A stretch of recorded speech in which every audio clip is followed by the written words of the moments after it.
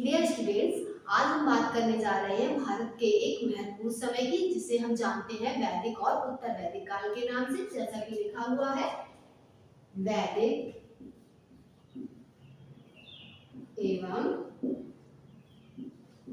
उत्तर वैदिक काल।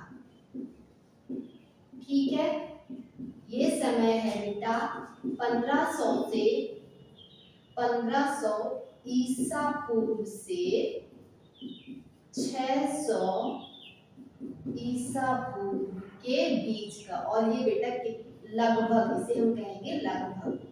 ठीक है, तो चूंकि इस काल का नाम जो है वैदिक काल पड़ा है, वो कहाँ से पड़ा है? वो पड़ा है वेदों से।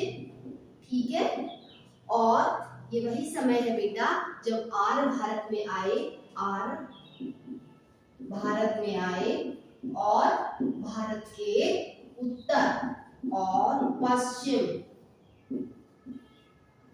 क्षेत्र में बस गए। ठीक है, क्षेत्र में क्या हुए? ये लोग बस गए।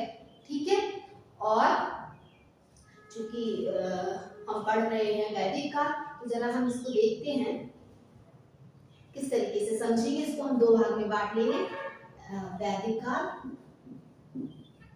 ठीक है, वैदिक काल, इसको समय के आधार पर दो भागों में बांटा जाता है। पहला, इसे हम कहते हैं प्रारंभिक वैदिक काल। दरअसल बेटा ये जो वैदिक है, ये प्रारंभिक वैदिक ही है, प्रारंभिक वैदिक काल। और दूसरा जो है वो है उत्तर वैदिक काल।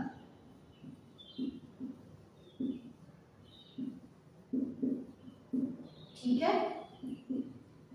इसका समय काल है 1500 से 1000 ईसा पूर्व तक। ठीक है, और इसका समय है 1000 से 1000 ईसा पूर्व से ये जाएगा बेटा लगभग 600 ईसा पूर्व तक। ठीक है, अब इनको जरा हम अलग अलग करके समझ लेते हैं। प्रारंभिक वैदिक काल में बेटा क्या था? आर्य जो हैं उनका जीवन आधारित था पशुपालन पर, या उनका मुख्य काम जो था वो पशुपालन था, और सीमित मात्रा में कृषि करते थे, सीमित कृषि। ठीक है, और जो अर्थव्यवस्था है उनकी वो पशुपालन पर ही आधारित थी। गोधन यानी कि गाय उनका प्रमुख पशु थी। गोधन आधारित अर्थव्यवस्था भी कह सकते हैं। क्यों? क्योंकि गाय जो है उसको संपत्ति का सूचक माना जाता था। संपत्ति का सूचक, इसका अर्थ है कि जिसके पास ज्यादा गाय होंगी वो अधिक धनवान होगा। ठीक है, ये एक स्टेटस सिंबल था, राइट। जिसके पास कम गाय है तो वो उसके पास कम धन है। ठीक है, और इसमें जरा हम देख लेते हैं लोगों का जो जीवन था वो कैसे था। वो कबीलाई जीवन जीते थे, यानी कि नोमैडिक या सेमी नोमैडिक, इधर उधर घूमते हुए, समूहों में इधर उधर घूमते हुए। ठीक है, क्योंकि पशुपालन करते थे, कृषि सीमित मात्रा में करते थे। कहने का अर्थ है स्थायित्व जो है वो अभी जीवन में नहीं था, कबीलाई जीवन था।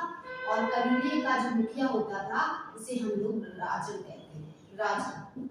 ठीक है, और जरा महिलाओं की स्थिति देख लीजिए। यहाँ पर जो महिलाएं थी उनको सम्मान, बहुत ही अच्छी स्थिति थी।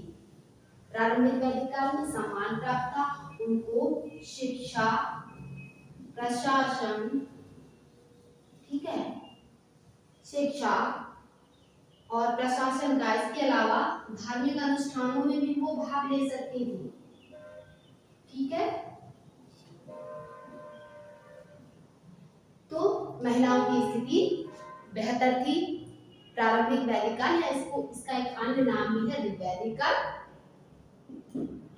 ठीक है, क्यों? क्योंकि इस काल का प्रमुख ग्रंथ जो है वो है ऋग्वेद।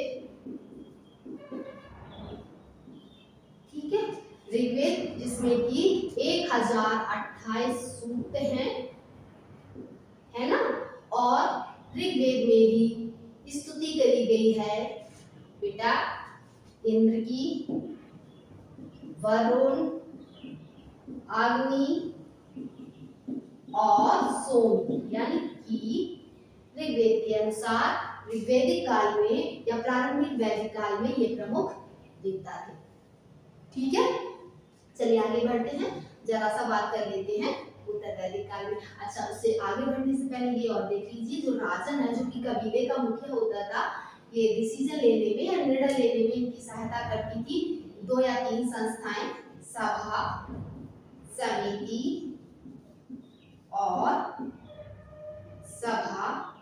समिति और विदथ या विरथ लिखा हुआ होता है। ठीक है, तो ये जो संस्थाएं हैं ये राजा की या राजन की या कबीले के मुखिया की निर्णय लेने में और प्रशासन में क्या करते थे, सहायता करते थे। ये विदत जो होती थी वो बुजुर्गों की संस्था होती थी जो कि राजन को सलाह दिया करते थे। ठीक है, अब आप चलते हैं उत्तर वैदिक काल की तरफ। उत्तर वैदिक काल, ये बेटा यहाँ पर हमें परिवर्तन देखने को मिलते हैं, परिवर्तन दृष्टिगोचर होते हैं। ठीक है, परिवर्तन किन किन क्षेत्रों में, सबसे पहले हम देखेंगे राजनीति, ठीक है, समाज, धर्म और अर्थव्यवस्था। ठीक बेटा, ये जो परिवर्तन है वो हम एक एक परिवर्तन समझ लेते हैं। सबसे पहले राजनीति। अब ये समय जो बेटा है वो है जन से जनपद की तरफ। वैदिक काल या प्रारंभिक वैदिक काल में हमने देखा था लोगों के जीवन में स्थायित्व का पुट नहीं था, लेकिन जनपद का समय जब आया तो ये जो कबीले थे वो अब आपस में विलय कर रहे थे और उनका आकार बड़ा हो रहा था। ये मान लीजिए ये कबीले हैं जन, और अब ये बड़े होकर जनपद बन गए। ठीक है, अब जो है वो एक क्षेत्रीयता की भावना या राष्ट्रीयता की भावना भी उभर कर आ रही थी। ठीक, और स्थायित्व का जो पुट है वो भी आ रहा था। ठीक, तो राजनीति में परिवर्तन क्या हुआ, परिवर्तन जन से जनपद की ओर। ठीक है, यानी कि जनपदों का उद्भव हुआ। अगला देखिएगा बेटा, समाज में देखते हैं क्या परिवर्तन दृष्टिगोचर होते हैं। जैसे कि समाज में बहुत इंपॉर्टेंट वर्ण व्यवस्था। ठीक है, समाज जो है वो बढ़ गया ब्राह्मण, क्षत्रिय, वैश्य, शूद्र में। ब्राह्मण, क्षत्रिय, वैश्य और शूद्र। ठीक है, अगला जो है अब राज सत्ता में पुरोहितों का प्रभाव बढ़ गया। ठीक, जो जटिल यज्ञ प्रणाली है, यज्ञ प्रणाली जटिल, तमाम प्रकार के जो है वो धार्मिक अनुष्ठान कर्मकांड जो है वो उनका उद्भव हुआ, जिससे लोगों की जिंदगी, आम लोगों की जिंदगी बड़ी ही कठिन हुई। ठीक है, और देख लेते हैं बेटा महिलाओं की स्थिति में। महिलाओं की स्थिति में बेटा गिरावट आने लगी। ठीक है, महिलाओं की स्थिति गिरने लगी। ठीक, तो गिरावट हुई महिलाओं की स्थिति में। उनके लिए सामाजिक और वैवाहिक नियम जो है वो कठोर हो गए। ठीक है, उनसे प्रशासन संबंधी अधिकार छीन लिए गए और शिक्षा का जो अधिकार है वो सीमित कर दिया गया। ठीक है, अगला देख लेते हैं बेटा, धर्म में क्या परिवर्तन देखने को मिला। ठीक, धर्म में जो है अभी तक हमने देखा था प्रमुख ग्रंथ कौन सा था, प्रारंभिक वैदिक काल में ऋग्वेद। अब यहाँ पर रचना हुई यजुर्वेद, सामवेद, ठीक है, और अथर्ववेद। बाकी के 3 वेद जैसे कि जानते हैं 4 वेद हैं, तो पहला वेद जो था ऋग्वेद वो हमारा सबसे प्राचीन है जो कि प्रारंभिक वैदिक काल में था। बाकी के 3 वेद जो है उनकी रचना हुई। इसके अतिरिक्त भी ब्राह्मण, आरण्यक, उपनिषद जैसे ग्रंथों की रचना की हुई। ठीक है, और इसी समय बेटा एक दार्शनिक चिंतन उभरने लगा था।